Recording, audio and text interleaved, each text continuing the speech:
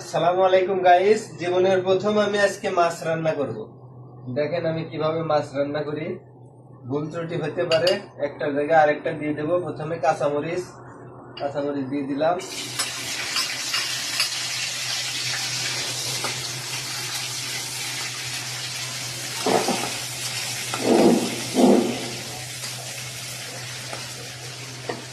এখন দিব পেঁয়াজ কুচি, আর এটাকে গ্রামের ভাষায় বলে ছোটা।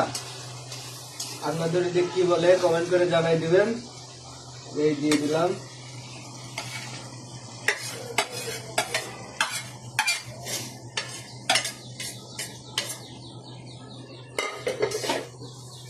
দেখেন আমি কেমন ভাবে রান্না করি, সেই স্বাদ হবে।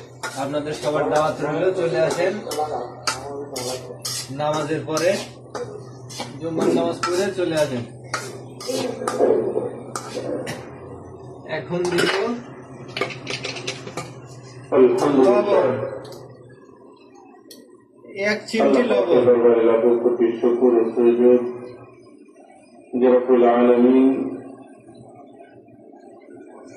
জুমার দিনে জুমার নামাজ পড়ার নিয়তে আল্লাহ কিছু সময় ভাজি করে নিতে হবে। যখন এর কালারটা ব্রাউন কালার লাল লাল হবে, তারপরে মশলা দিতে হবে। বুখারী শরীফের মধ্যে একটি ঘটনা আছে।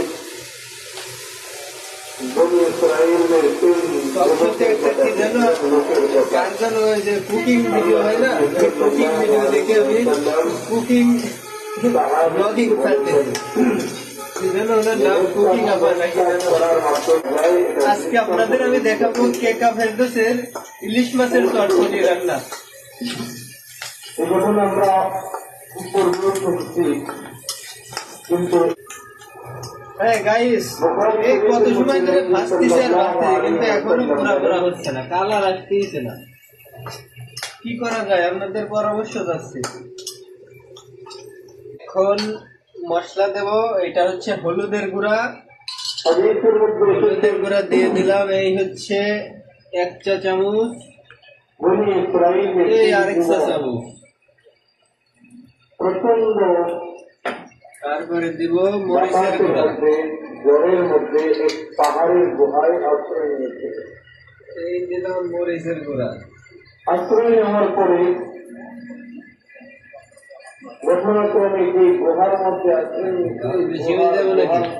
মুখের মধ্যে দিয়ে দিলাম, পাথর পরে তারপরে এটা হচ্ছে